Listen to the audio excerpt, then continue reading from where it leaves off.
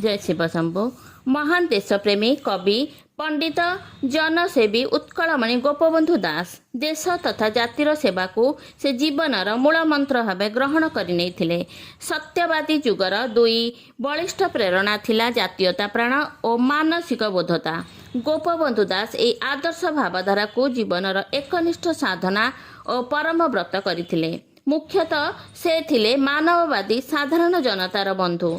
अधिकंतु समग्र देश में परिचित थिले जड़े श्रेष्ठ व्याज्ञी जातीयतावादी कवि समाज संस्कारक और दूरदृष्टि संपन्न शिक्षाविद भावे नव ओडिशा निर्माण में कुलबुद्ध उत्कलमणि गोपबंधु दासकर अवदान जाज्वल्यमान होई रहिछि। एजावत सरल अकृत्रिम जीवन सहित ओतप्रोत भाव जड़ित होइछन्ति।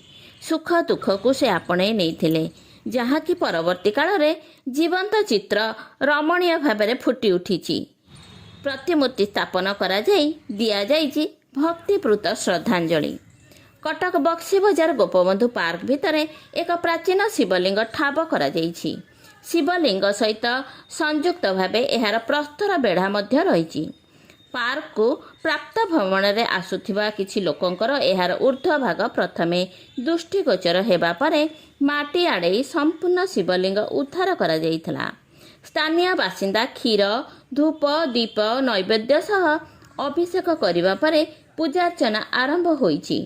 बहु पुरातन समयरू एही अंचल रे थिबा एक शिव मंदिर रे एहा भग्नावशेष बोली कुहा जाउछि। बक्सी बजार छक अंचल रे थिला एकाधिक पोखरी और नड़िया गछ। सेति मध्यरु एक अंशरे पोखरी पोता जाई एही गोपबंधु पार्क गढ़ा जाइछि।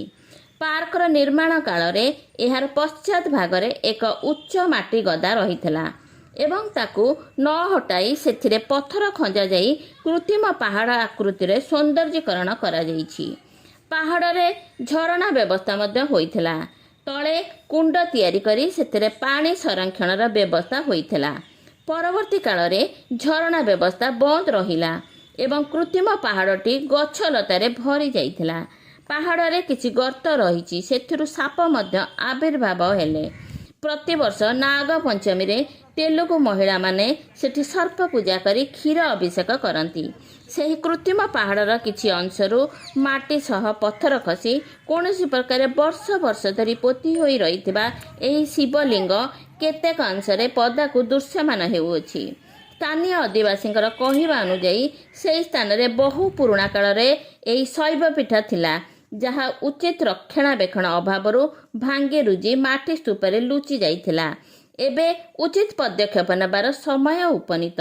कृत्रिम पहाड़ को खनन करा जाई प्राचीन मंदिरर अवशेष को उद्धार करा जाई उद्धार होइतिबा शिवलिंग स्थापना होई मंदिर निर्माण हेबो। एक आध्यात्मिक परिवेश पारंपरिक साड़ी को परिधान करी किछि भक्त प्रभु महादेव को दर्शन उद्देश्य प्रवेश करथिले। एही उद्यान को एक भावमय परिवेश सृष्टि होई जाइथिला।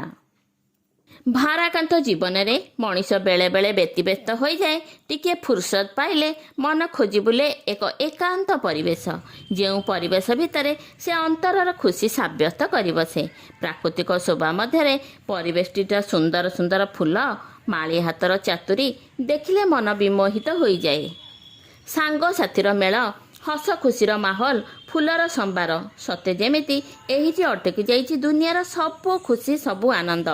गछरे फुटी उठिथिबा रंग बेरंगर फूल प्रजापतिर ए फूलरू से फूल को उड़ीबार दृश्य सतरे मनमुग्धकर। सकाळ संध्यारे भ्रमण पई तैयार होइछि प्रशस्त रास्ता। आपण जदि एमितिक नियारा परिवेश को देखिबाकू इच्छा करती तेबे चली आसंतु ना एई उद्यान मध्यकू। मलयर शीतल स्पर्श जाति जाति फूलर सुगंध मन को आमोदित करे, प्राण नाची उठे। छोट छोट पिलामानकर आकर्षणर केन्द्रबिंदु पालटिछि एही उद्यान। खेल सामग्री जहाँ अधिक चलचंचल करिपारुछि सेमानकु मनरे भरी रहितला खेलिबार प्रबल उन्मादना। आनंदर अंत नथिला। जेमिति सतरे एही कटक सहर पानी पवन रे श्वास प्रश्वास रे जेपरी महक पिलामानकु डाकी आणुछि, परस्पर को गोटे मधुर शिष्कार खेली जाए सेमानकर समग्र सत्तारे। आम माटी आम सहर आम माँ चित्तचंचल होई उठिछि। नमस्कार दर्शक बंधु, धन्यवाद।